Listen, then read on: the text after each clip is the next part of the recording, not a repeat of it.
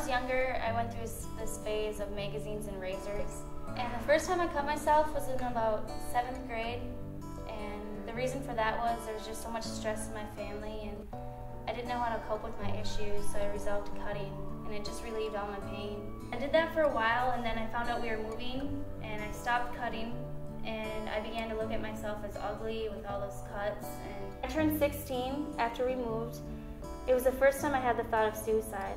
It's just so much stuff going on, and I had all these thoughts in my head about how I'd kill myself, and I just felt like there was no way to escape those thoughts, and I just hid them. I was like, no one's gonna know, they're my thoughts, no one's gonna know. And about 2 years later, I met this boy who became my boyfriend, and he was a Christian, and I was not living for the Lord, and he knew that.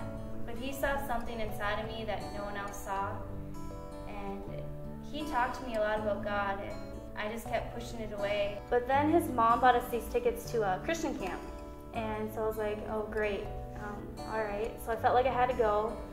So I went, and the 3rd day I was there, God really did something in my life. It was a turning point for me. That night of worship, I found myself on my knees. Crying out to God, just asking Him into my heart, and then I was asking Him to forgive me of all my sins. And after I did that, I really felt like I was a changed person. I felt like just a ton of bricks were lifted off my shoulders. But then about a year and a half later, I started feeling empty again. Like, I was like, God, what's going on? I asked you in my heart, and I have an amazing boyfriend.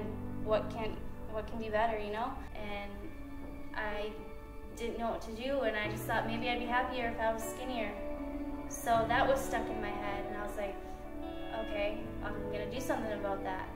And I began to get into anorexia, which later led to bulimia. It was so bad that when I'd come home from wherever I was, I'd stay up late, just several hours, watching these YouTube videos that really messed me up. Until one day I was watching these videos and something just hit me, and I was like, why am I doing this? Why can't I be happy? And so I just started talking to God, and I was like, God, I really need you.